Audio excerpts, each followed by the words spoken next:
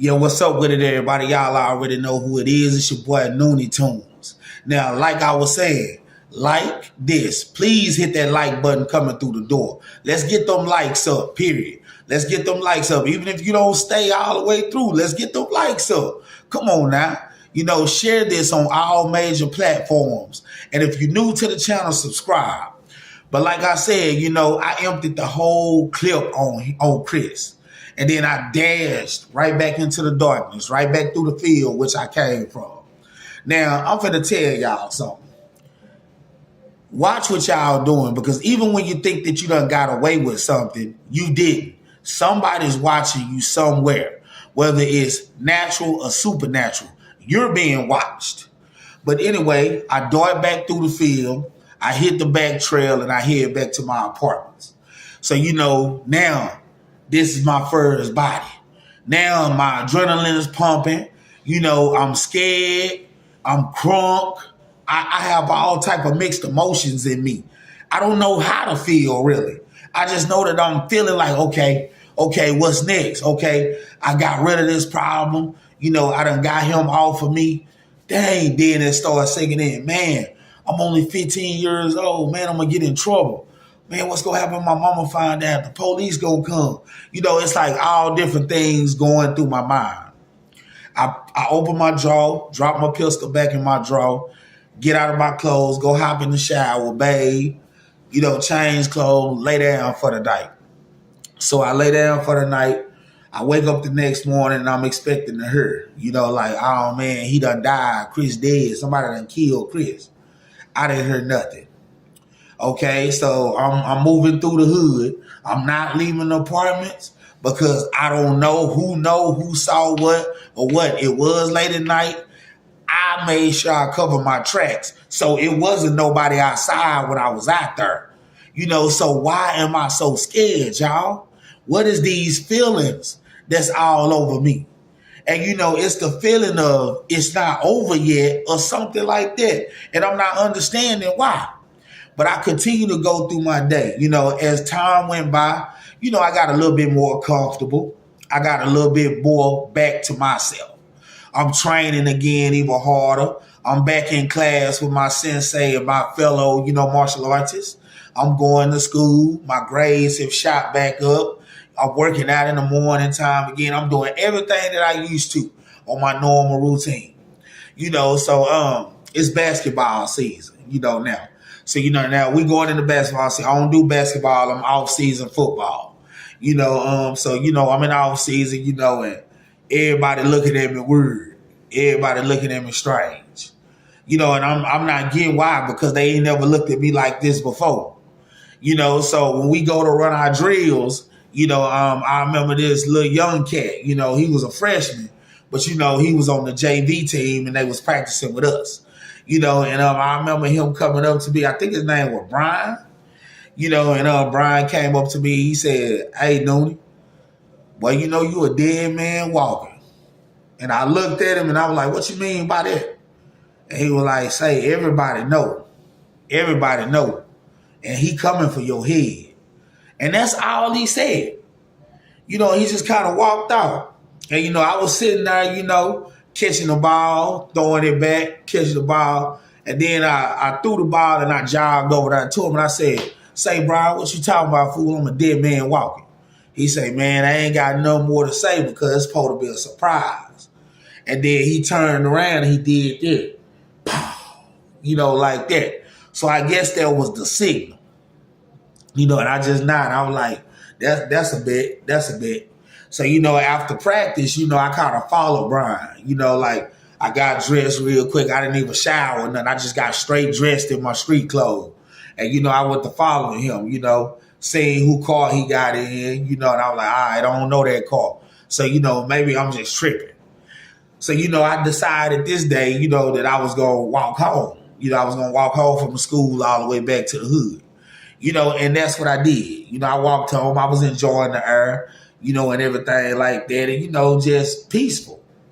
And then I remember somebody pulled up on me and they were like, "Say, man, you the wrong person to be out walking around like this." And then I said, "Man, what you talking about?" And they were like, all right, man. Hey, you better quit walking around out here in the open like that. So I'm like, okay, cool. Whatever. So I get to my house. And by the time I make it to my house, my front door was open and the screen door was closed. And, my mom ain't never known to do that.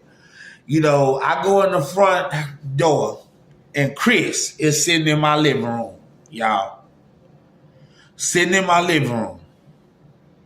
Now, when I see him, of course, I freeze in fear. I don't know if it was fear or if it was terror. But, I froze. And I'm looking at him, and he's sitting on the end of the couch. And my mama is sitting on the other end of the couch. And he got his hands, in his pockets. Like that. And he looked back at me, and he's smiling with all them dang gold teeth again. And he looking at my mama, he talking to my mama, and she looking at him, and she look at me, and she pull her hair like that, her wig she had on.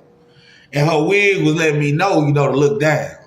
And I looked down, and she had that, in her hand, She had the TV guy. Y'all remember them TV guys?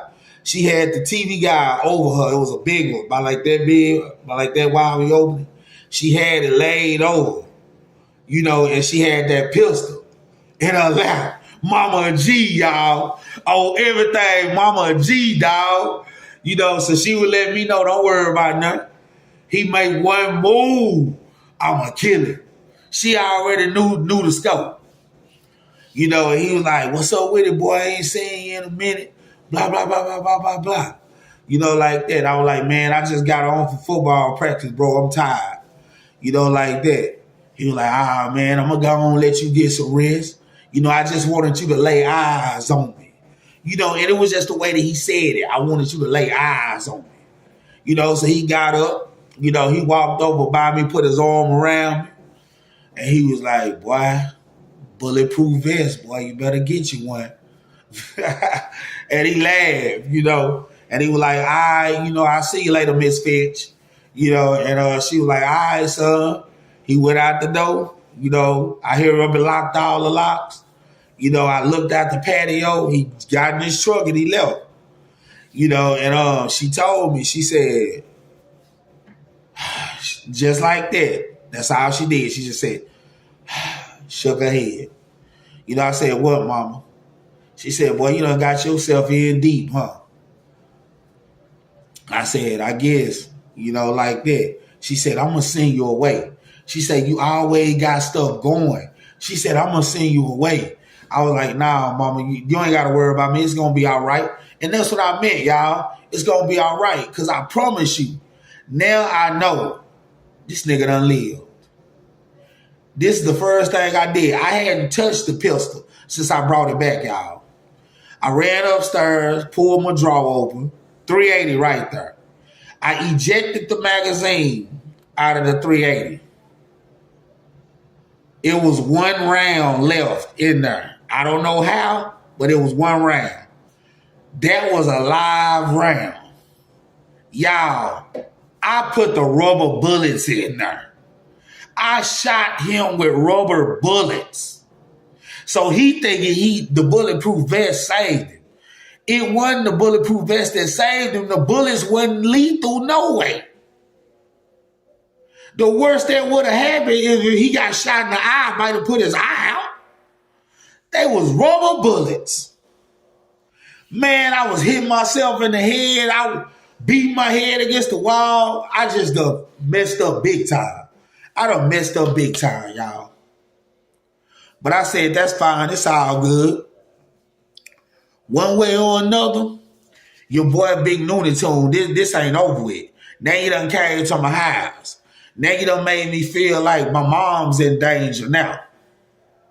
Because he really could have did something. But see, I forgot. Mama Finch, G, y'all. Mama Finch was sitting on that couch already. She keep her little thing on already. So, and then, niggas like that, man, that think they bad and all that, they comfortable. They comfortable in their skin. They comfortable within themselves. So, he felt like, well, I know him. I know his mama a little bit. It's all good. My mama was on point because my mama kept her ears to the street.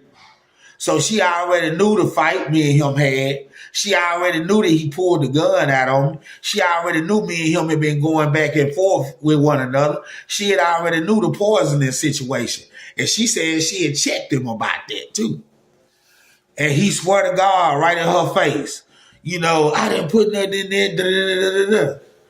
And the type of person my mom is, she just like, all right, because she like to play it cool. She like to play it cool, but Mama Fincher do you. And you better believe that. God rest her soul, Mama Fincher do you. Think it's a game. So, as time going on, I'm on pins and needles. I don't know what to do. Now I'm keeping live ammunition in it. It's always got bullet, real bullet. I threw them rubber bullets in the bottom of the drawer. And I kept them real bullets up top with that pistol. And, I'm keeping them real bullets in it because now I got to carry this thing with me everywhere I go. I'm at school with it on me and everything. Yup. I don't care who see this. Hey, you can't bring no charges up on me. That was a long time ago. FBI, whoever listening, whoever watching. That was a long time ago. I was a youngster. That was back in 96. So anyway, I'm keeping that thing on me now because he hadn't been coming to school, though. That's the thing. I guess he went ahead and dropped out because his little drug ventures had taken off. So, he would get into his little money, around this time. And me, I'm still trying to play sports. I want to graduate. I want to do something with my life. So that's what I'm doing around this time. So, as the days went by, he started showing up at the basketball games when I was there, speaking to me, trying to talk to me, but it's always a crowd of people. So, cats like that they don't really want to make a scene. They just want to let you know that everywhere you go, they there.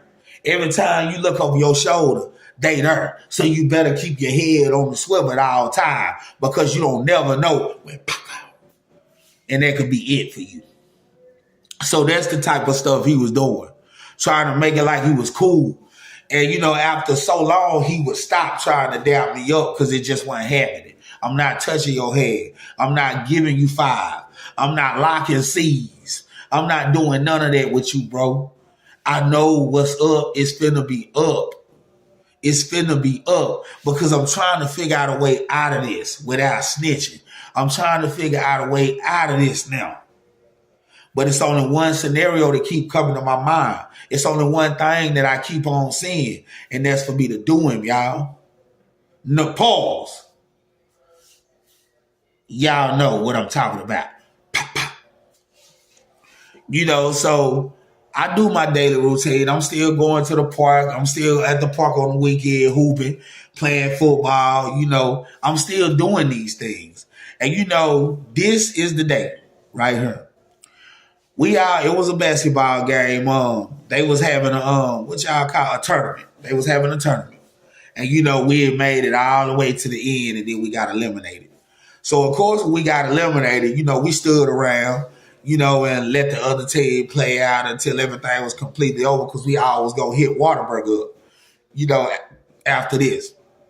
So, after the game was over, we hit Waterburger. We was on our way to Waterburger. We hadn't hit it yet. We was on our way to Waterburger. Everybody was hopping in their respectable vehicles, to go. Me, I hopped on a Kawasaki. My homeboy was using my Jeep at the time. So, he let me use his Kawasaki. So, all the girls, hey, can we ride? Let me get on with you, to go, and I was like, that's cool. I got one chick to hop on, the back, she had them little shorts on, little booty cheeks hanging, in the back, she holding on to me. I let her wear my helmet and, I just go without a helmet, and we was gone. And we made it. I took a couple of detours, because the way she was holding me and, she was just having fun, so I was just letting her have a little fun for a few minutes.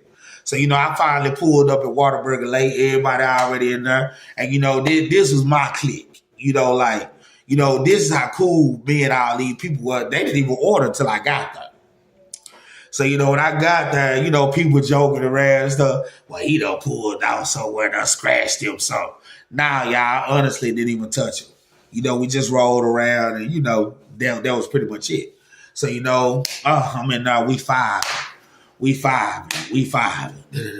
Next thing you know, 5 or 6 people come in there. When they come in there, they walk over to me. They wolfing. What's up with it? What's up with it? What's up with it, nigga? What's up with it, nigga? You doing all that, huh? What's up with it? Go on, give him his one. Go on, give him. But they didn't say give him his one, y'all. That's penitentiary talk. They said, man, let's get that squab on. Y'all want to get that squab on now or catch the paint? Catch the paint. So I said, man, we ain't finna do that in no public place. Talk about come outside.